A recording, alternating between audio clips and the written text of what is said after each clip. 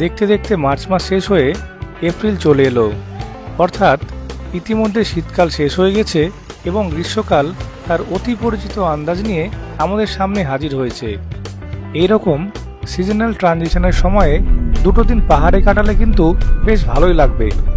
তোমাদের এরকমই একটি অফবিট ডেস্টিনেশনের খোঁজ দেওয়ার জন্য চলে এলাম আরও একটি নতুন ভিডিও নিয়ে।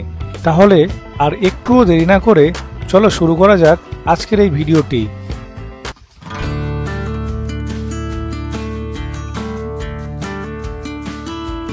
Hello and welcome to my channel journey decoded. আজকের এই শিটংয়ের 2 নম্বর ব্লগটি শুরু করছি করোনেশন ব্রিজ থেকে। শিটংয়ের প্রথম ব্লগটি আমার চ্যানেলে অলরেডি আপলোড করেছি। যারা ওই ভিডিওটি দেখোনি তারা অবশ্যই নিচে দেওয়া রিলেটেড ভিডিও সেকশানে গিয়ে আমার আগের ভিডিওটি দেখে নেবে। করোনেশন ব্রিজ থেকে ডান দিকে রাস্তা ধরে অর্থাৎ সিকিম গ্যাংটকগামী রাস্তা ধরে আমরা এগিয়ে চললাম শিটংয়ের দিকে। শিটং যাওয়ার এই রাস্তাটি অন্যান্য পাহাড়ি রাস্তার তুলনায় অনেকটাই খাড়া। শুধু তাই নয়, এই রাস্তাতে অনেকগুলো টার্ন রয়েছে। কারো যদি মোশন সিকনেস থাকে তাহলে এইরকম পাহাড়ি রাস্তায় ট্রাভেল করা একটু অসুবিধা হবে। সম্ভবত এই কারণেই এই পাহাড়ি টার্নগুলো উঠতে উঠতে হঠাৎই পবনদার বমি পেয়ে গেছিল। তাই আমরা পবনদার জন্য গাড়িটা একটু থামিয়ে চলতি পথেই হালকা করে ফ্রেশ হয়ে নিলাম। ভাবছে বাড়িতে কি বলবে।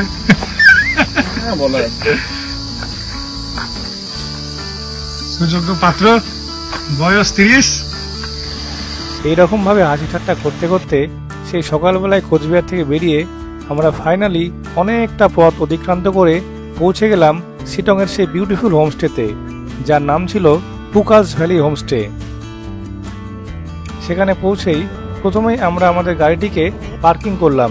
তারপর সবাই মিলে আমরা এই সুন্দর হোমস্টেতে এন্ট্রি করলাম।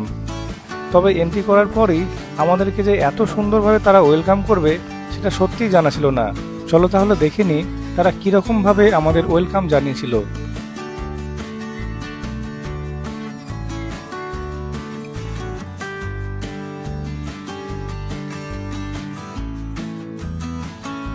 এই সমস্ত সুন্দর আয়োজনের পাশাপাশি আমাদের সবার জন্য কমপ্লিমেন্টারি ওয়েলকাম ড্রিঙ্কসও ছিল। এরপর আমরা আমাদের লাগেজপত্র নিয়ে যে যা রুমে এন্ট্রি নিলাম। যেহেতু দুপুর হয়ে এসেছিল তাই আমরা সবাই আর দেরি না করে চটপট চলে গেলাম লাঞ্চের থালায়। তাহলে চলো এবার দেখে নিই লাঞ্চের মেনুতে কি কি ছিল। প্রথমে দিয়েছিল সাদা ভাত, তার সঙ্গে ছিল গাঢ় করে ডাল, সবজি, পাঁপড়, চাটনি, স্যালাড আর ছিল ডিম কারি। আর সবচেয়ে ভালো বিষয় ছিল এরা সমস্ত কিছুই কাঁসার থালাতে পরিবেশন করেছিল। এরকম সুন্দর বাঙালি স্টাইলে লাঞ্চ করে না ঘুমিয়ে কি থাকা যায়? তাহলে চলো দেখা হচ্ছে ঘুমের পর। আমরা ঘুম থেকে উঠেই বেরিয়ে পড়লাম সাইট সিন করার জন্য। যেহেতু বিকেলের টাইম হয়ে এসেছিল তাই আমাদের হাতে বেশি সময় ছিল না। পাহাড়ে একটু তাড়াতাড়ি সন্ধে হয়, তাই আমরা ঠিক করলাম দুটো জায়গায় যাব। একটি হলো নামথিং পোখরি আর আরেকটি হলো অহলদারা ভিউ পয়েন্ট।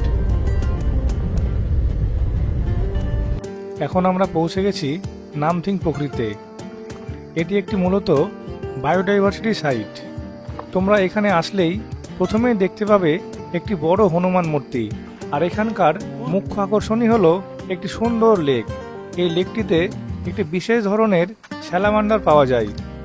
এরপর এই রাস্তা দিয়ে কিছুটা গিয়েই আমরা একটি মন্দির দেখতে পেলাম। সেখানে আমরা প্রণাম করে আর কিছুটা সময় কাটিয়ে তারপর আমরা আবার চললাম অহলদারার দিকে।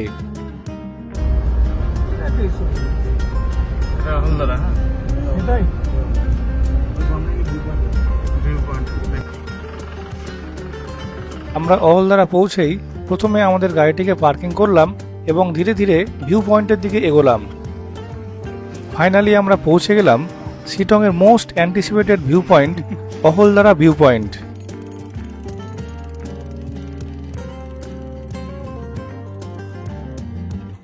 এই অহলদারা ভিউ পয়েন্ট থেকে সানরাইজ এবং সানসেট দেখার মজাটা সত্যি অপূর্ব। আর যদি ওয়েদার পরিষ্কার থাকে তাহলে কাঞ্চনজঙ্ঘার ভিউটি একদমই মিস করা যাবে না। আর এই যে সুন্দর কালারফুল ড্রেসগুলো দেখতে পাচ্ছ, এগুলো পরার জন্য ওখানে ছোট ছোট দোকানগুলো থেকে রেন্ট নিয়ে সেগুলো পরতে পারবে। তাহলে চলো এবার অহলদারাকে গুড বাই জানিয়ে আমরা ফিরে যাই আমাদের হোমস্টেতে। চলো তাহলে এবার তোমাদের বলি আমরা যে হোমস্টেতে ছিলাম সেই হোমস্টের ভাড়া কত, খাবার কীরকম ছিল, সব কিছু বৃত্তান্ত। এই বিউটিফুল হোমস্টেটির নাম হলো ফুকালস ভ্যালি হোমস্টে। এটি আপার শিটংয়ে অবস্থিত আর ল্যান্ডমার্ক হচ্ছে এই বড় করে আই লাভ শিটং লেখাটি। আই লাভ শিটং লেখার একদমই পাশে এই ফুকালস ভ্যালি হোমস্টেটি অবস্থিত। এই হোমস্টেতে এন্ট্রি করতেই প্রথমেই তোমাদের চোখে পড়বে একটি বৌদ্ধ মূর্তি।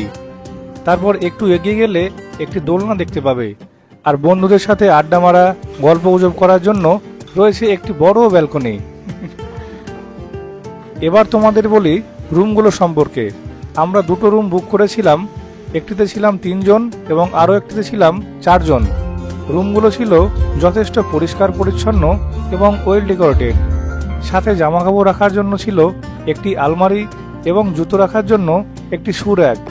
আর বাথরুমগুলো যথেষ্ট স্পেশিয়াস ছিল এবং প্রতিটি বাথরুমেই গিজার, শাওয়ার সব কিছুর অ্যারেঞ্জমেন্টই ছিল। আর মোস্ট ইম্পর্টেন্টলি তারা হাইজিনটাকে খুব ভালোভাবে মেনটেন করেছিল।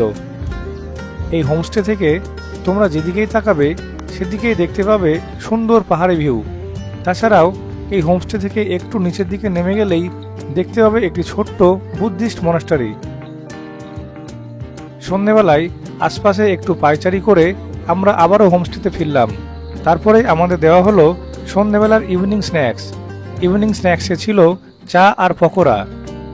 চা পকোড়া খেয়ে আমাদের সন্ধ্যের আড্ডাটা বেশ ভালোই জমেছিল।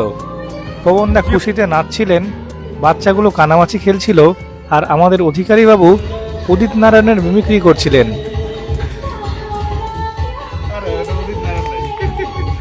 এইভাবে আমরা সেদিনের সন্ধ্যাটি জমজমাটভাবে কাটিয়ে সোজা চলে গেলাম ডিনার টেবিলে।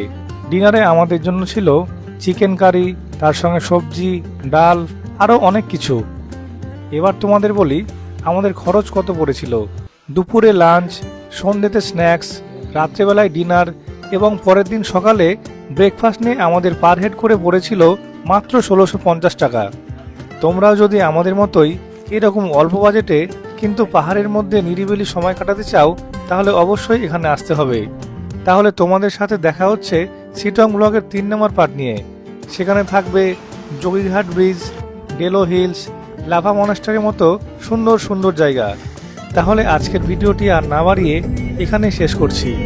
যদি তোমাদের ভিডিওটি ভালো লাগে তাহলে প্লিজ একটা লাইক, শেয়ার এবং সাবস্ক্রাইব করে আমার পাশে থাকবে। দেখা হচ্ছে পরের ব্লগে। ততক্ষণ যেন সবাই ভালো থেকো। Good bye.